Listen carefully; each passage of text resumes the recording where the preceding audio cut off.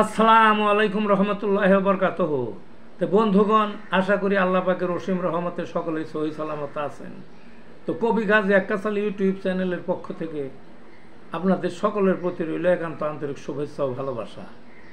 আমার এই চ্যানেলের নাম্বার হচ্ছে 017140888509।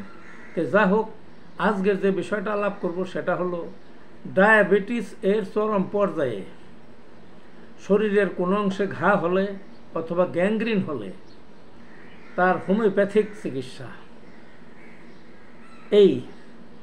এখন তাইলে কি দেখবেন যে ডায়াবেটিস দীর্ঘদিন ভুগতে থাকলে বা ডায়াবেটিস বেশি পর্যায়ে হলে ঘা হয়, এটা স্বাভাবিক, এবং ওই ঘা সহজে সারতে চায় না, বুঝছেন না? তখন হোমিওপ্যাথিকের কয়েকটা ওষুধ আছে, এগুলো খেলে ওই ঘা সেরে যায়। তার কি কি? Syzygium jambo mother, abroma augusta mother, আর একটা হলো ক্যালকেরিয়া সালফ 6X বায়োকেমিক। এই তিনটা ওষুধ যদি একবারে খাওয়াইতে হয়, মানে খাওয়াইয়ে যেতে হয়, একবারে খাওয়াতে থাকলে আর কি, তাহলে দেখা যাবে এই ঘাটা আর থাকে না, ঘাটা অচিরেই শুকিয়ে যায় এবং ডায়াবেটিসের সাংঘাতিক নিয়ন্ত্রণ হয় তিনটা ওষুধে।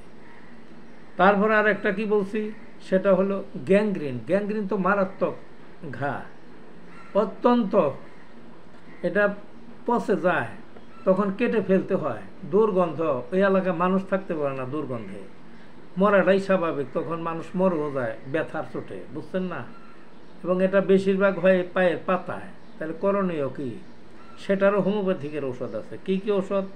একটা হলো কার্বোভেস, তারপরে আর্সেনিক্যাল, আর একটা হলো অ্যানথ্রাক্সিনাম। এই তিনটে ওষুধ পর্যায়ক্রমে অথবা একই সঙ্গে একাধিক এটা ব্যবহার করলে গ্যাংগ্রিন থেকে সম্পূর্ণরূপে মুক্ত হয়।